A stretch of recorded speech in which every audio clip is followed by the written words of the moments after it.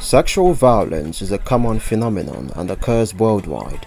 Data available suggests that in some countries, 1 in 5 women report sexual violence by an intimate partner, and up to a third of girls report forced sexual initiation. Sexual assault encompasses a range of acts, including coerced sex in marriage and dating relationships, rape by strangers, organized rape in war, sexual harassment, and rape of children, trafficking of women and girls, female genital mutilation, and forced exposure to pornography. Now, women in Lagos, the commercial capital of Nigeria, raised their voices over the weekend to address the prevalence and issues of rape, sexual violence, and sex trafficking in the country.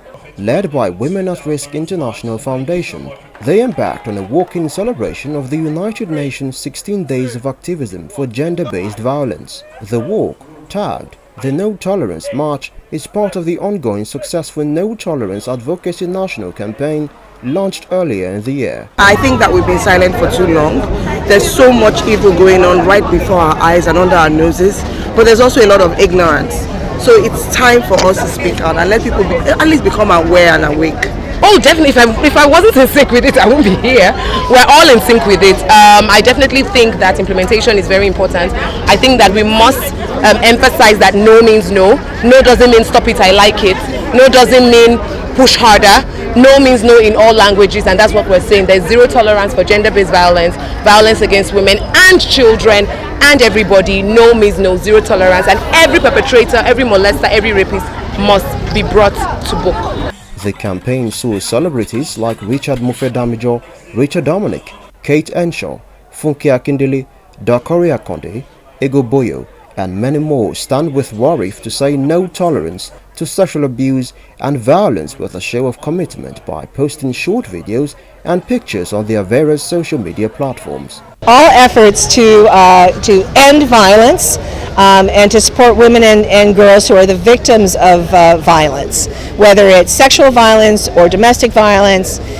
We are working with the Nigerian government, and we are working with local non-government organizations to, 1, educate, and 2, provide services. There are laws and they're not being implemented, they're not being imposed. Then people can just continue to go around raping, hurting, and these are things that are very psychological, emotional, deep, and they have such high consequences, especially for the vulnerable in our society. Speaking on the reason behind the march, Dr. Kemi Da Silva Ibru said that no single individual, organization, foundation or government can stop the epidemic of sexual violence. She said the way to go is by responding to the responsibility of tackling the problem as a collective. We must be better bystanders.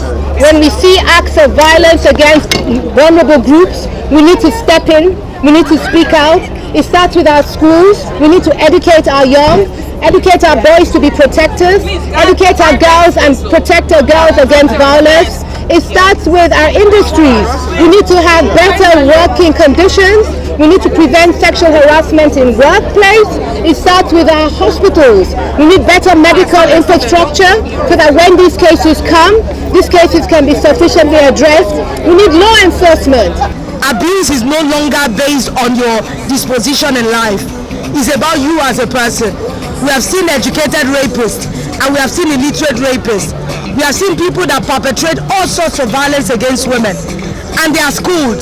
Proceeds from the march will benefit survivors of rape and sexual violence who are offered assistance at the Warif Center, the Foundation's Rape Crisis Center, which provides immediate medical care, psychosocial counseling, legal aid, access to shelters, and vocational skills training, all free of charge.